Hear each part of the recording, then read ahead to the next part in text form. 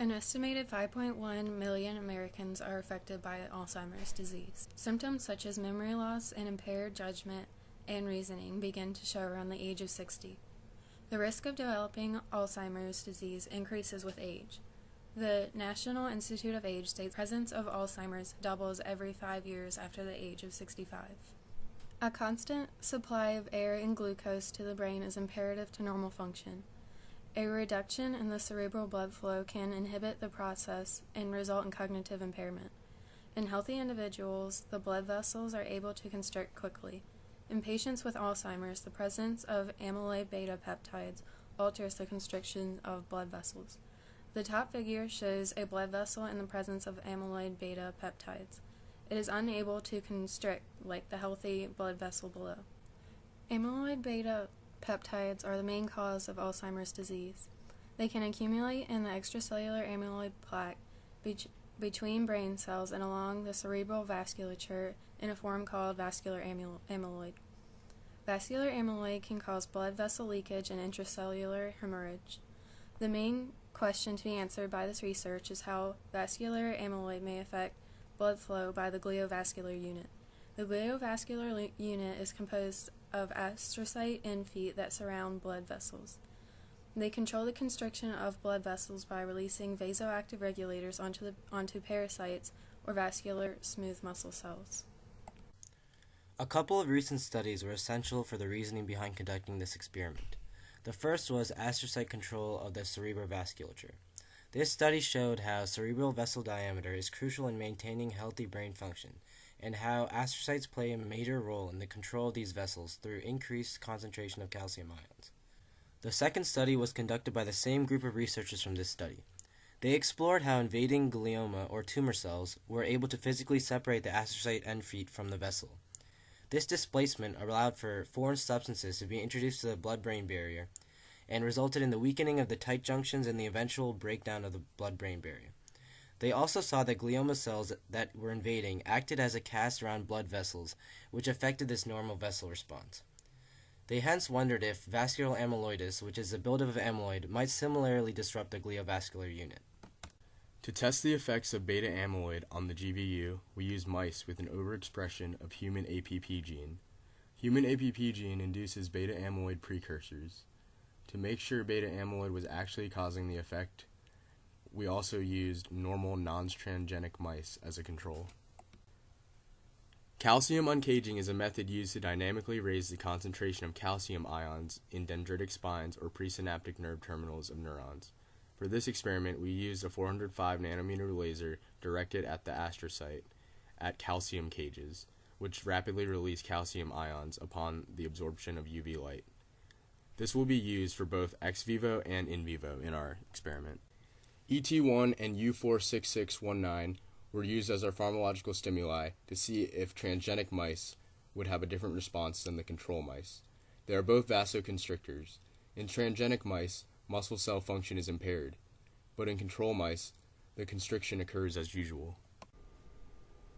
Electron micrographs were used to visualize the physical interaction between the astrocytic end feet and the vascular smooth muscle cells.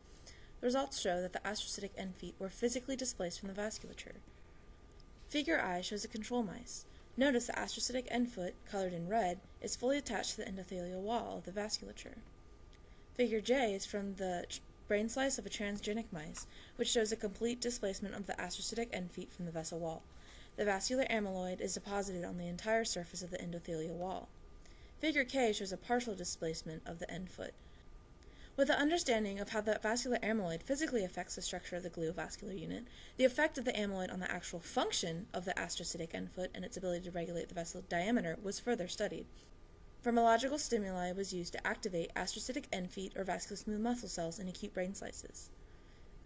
The brain slices were imaged using time-lapse video microscopy.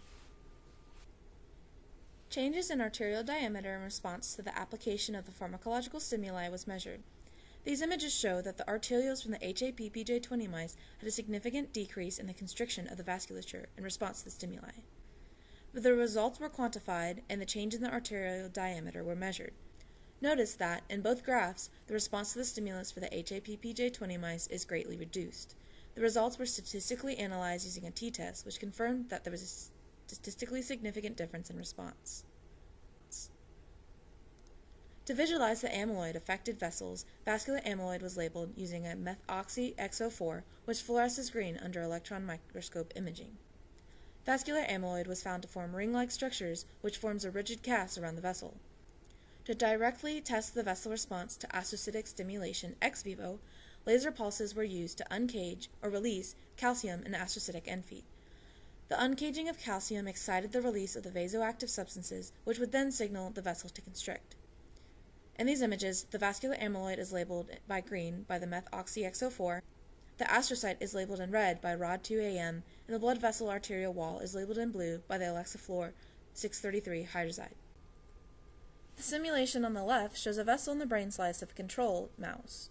The uncaging of calcium in vessels unaffected by the vascular amyloid shows a rapid constricting response to this stimulation. The graph above the image quantitatively shows a constriction response. The simulation on the right shows a vessel in the brain slice of the transgenic mouse, which is greatly affected by vascular amyloid. When this vessel is stimulated by the laser, the level of constriction is greatly reduced. The next step to the study was to determine how these findings translated to the vessels in vivo, or in living organisms. Studying this is important because in vivo, the blood vessels are pressurized and have continuous blood flow. The simulation on the left shows a vessel unaffected by the vascular amyloid.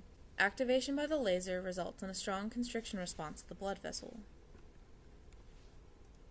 The simulation on the right shows a vessel strongly affected by the vascular amyloid. As seen in the ex vivo studies, the constriction response of this vessel is again greatly reduced. An interesting phenomenon was found in this study in the activation of vessels that contain vascular amyloid only on certain parts of the vessel wall. When these vessels were stimulated, the part of the vessel that was covered by the vascular amyloid had reduced constriction, whereas the unaffected areas showed a normal response. This suggests that other than the physical disruption caused by the presence of the vascular amyloid, the blood vessels were still able to constrict normally. This study suggests the twofold effect on the gliovascular unit. The vascular amyloid physically and functionally disrupts this unit. Physically, it separates the astrocytic end feet from the vessel walls. Due to this physical separation, the signals sent from the end feet to the vessel walls are inhibited by the presence of the vascular amyloid. The amyloid beta also forms a hard cast-like structure around the vessel, which in turn hinders the vessel's ability to constrict normally.